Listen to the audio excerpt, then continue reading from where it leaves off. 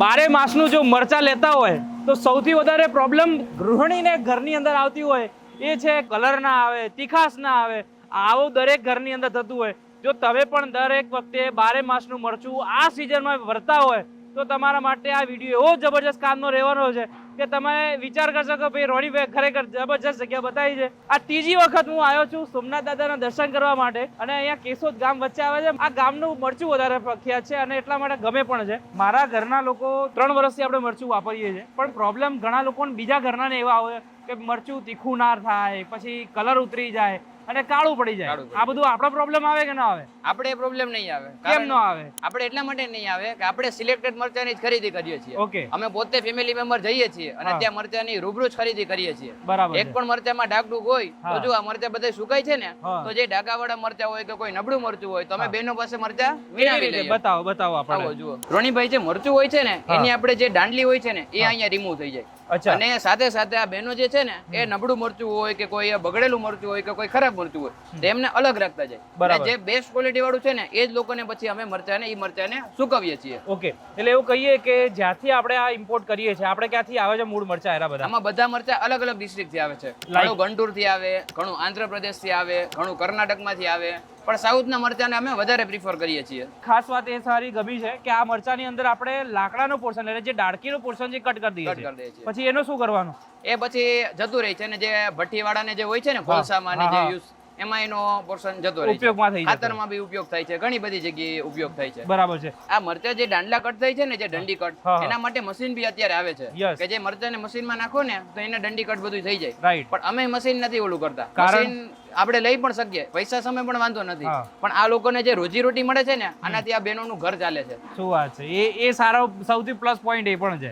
હવે શિખરભાઈ, મને એ પણ સમજાવો કે જેમ કે મારા ઘરની અંદર મીડિયમ તીખું મરચું વાપરતા હોય, કોઈને કલર વાળું કે કાશ્મીરી મરચું આપણે કહેતા હોય છે, તો એ કેવી રીતે ચોઈસ કરવામાં આવે? કેમ કે ઘણી બધી જગ્યાએ મેં જોયા છે ગામડોની અંદર કે ભાઈ ગામનું પ્રખ્યાત મરચું હોય તો એની અંદર શું હોય કે તીખું, મીડિયમ તીખું અને કલર વાળું, આ 3 જ પ્રોડક્ટ હોય. પણ આના અંદર તો હું જેમ કહું એ રીતે થઈ જાય. આ છે ને ભાઈ આંધ્રપ્રદેશનું સ્પેશિયલ રેશમ બોટો મરચું કહીએ. બરાબર. આનું કામ એ છે કે આ મીડિયમ તીખો થાય અને એકદમ સ્વાદવાળું હોય છે. બરાબર છે. પછી જે આપણું બધાનું હોટ ફેવરિટ એટલે ડબ્બી કાશ્મીરી. ઓકે. આ જે ડબ્બી કાશ્મીરી છે એની સૌથી ઊંચી જાત આવે કાશ્મીરીમાં. ઓકે. આનું કામ એ છે કે એકદમ કલરમાં લાલ થાય અને સાવ મોડું હોય. સાવ મોડું હોય. એના પછી છે ને આ અમારું રાજસ્થાની કુમઠી મરચું છે. ઓકે. કે જે એકદમ તીખું હોય અને સાથે સાથે લાલ પણ થાય. બરાબર છે. પછી આપણે એના પછી છે ને આ અમારું ભદ્રેચલમ મરચું છે. ઓકે. કે છે મોરી પટ્ટી કહીએ, મોરું હોય અને સહેજ લાલ પણ થાય.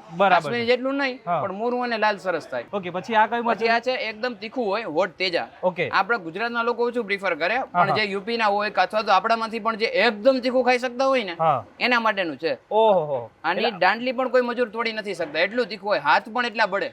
બાપરે. એટલે મતલબ એટલું એસિડિક ને આપણે તીખું હોય. એટલે આને બદલે છે ને અમે કસ્ટમર ને આ પ્રિફર કરીએ. બરાબર છે. કે આ દાંડલી તોડેલું હોય છે, દંડી તોડેલું, અને લાલ પણ થાય અને તીખાશ પણ આવી જાય. બરાબર છે. ચલો, અને આપણે અહીંયા હળદરનું બી આપણે અહીંયા રાખેલા છે, તો બે અલગ અલગ હળદર છે. કઈ છે એ ખાલી સમજાવી દો. આ છે ને ભાઈ કેસર સેલમ હળદર છે. ઓકે. અને આ હળદર છે એ મૂળાની હળદર છે. બરાબર. એમાં અમારે મેઇન પર્પઝ એ છે કે તમારી સામે જ હળદર છે ને, આ હળદર અહીંથી લઈ અને જો આ મશીન ચાલુ છે ને, અહીંયા તમારી હળદર લાઈવ દળાઈ જાય છે. બરાબર છે. દળાઈને પ્રોપર એની ચાયણાની અંદર આપણે એકદમ ઝીણવટપૂર્વક બહાર પણ આવી જાય. ચલો, તો હવે આપણે આગળ બેચમાં જોઈએ. તમે જોઈ શકો છો કે અહીંયા સિસ્ટમ એવી છે શ્રીકર મસાલા કેશોદની અંદર કે જેની અંદર તમારે કોઈ પણ વસ્તુ જુઓ છો એ તમારા સામે જ બધું પેક થતી હોય છે. એટલે ક્વોલિટી અને ક્વોન્ટિટીમાં કોઈ જાતની કોમ્પ્રોમાઇઝ થતી નથી. એટલા માટે શ્રીકર મસાલા આખા કેશોદ અને આખા ગુજરાત અને ઓલ ઓવર ઘણા બધા દેશો સુધી પહોંચેલું છે. તમે લાઈવ જોઈ શકો છો કે અહીંયા લાઈવ મરચું પીસાય પણ છે અને એનો બેચ બનીને ટોટલી આપણે એમના મોલની અંદર આવી જાય. અને આમાં બી વિશેષ વાત એ છે કે અમે કસ્ટમરના હાથ પણ ન બને ને એટલા માટે મશીનમાં જે સિંગલ દઈએ ને,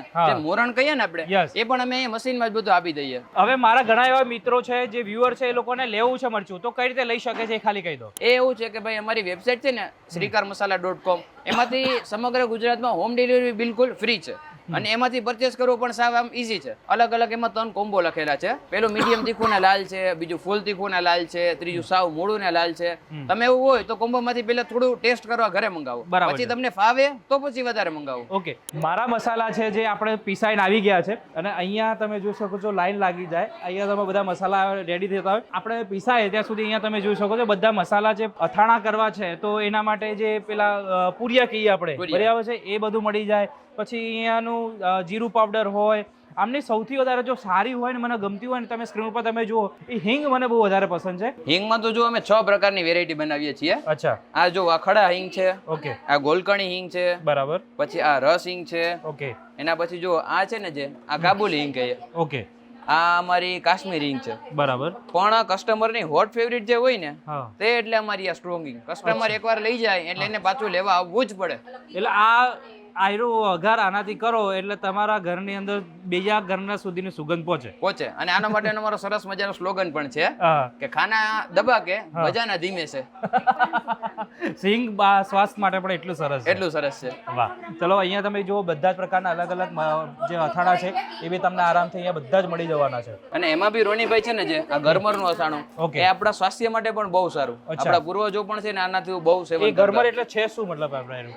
ગરમર એટલે આપણે એક વનસ્પતિમાંથી જ આખું એનું બને. બરાબર. એનું જે ઝાડવું જ હોય છે અને લિમિટેડ એરિયામાં જ બને છે. બરાબર છે. બીજી પ્રોડક્ટ જો તમારે મસાલાની અંદર મંગાવ્યું હોય તો એમનો છાસનો મસાલો છે, વેફરનો મસાલો છે, સાથે સાથે એમના અથાણા મંગાવવા જેવા છે જે આપણા દાદા દાદીના જે ટાઈમમાં બનતા હતા જે અથાણા એવો સ્વાદ તમને પ્રોપર અહીંયા મળી જશે.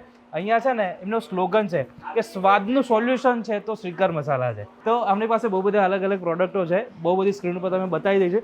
બાકી તો એમની વેબસાઇટ ઉપર બધી પ્રોડક્ટ મળી જશે. ઓલ બધી પ્રોડક્ટ ને બધી product home delivery website through કરો ને તો ફ્રી છે. ફ્રી છે. અહીંયા તમે જુઓ આટલી લાઈન લાગતી હોય, આ તો કહેવાય ને અલગ અલગ બેચ, છઠ્ઠો સાતમો બેચ છે.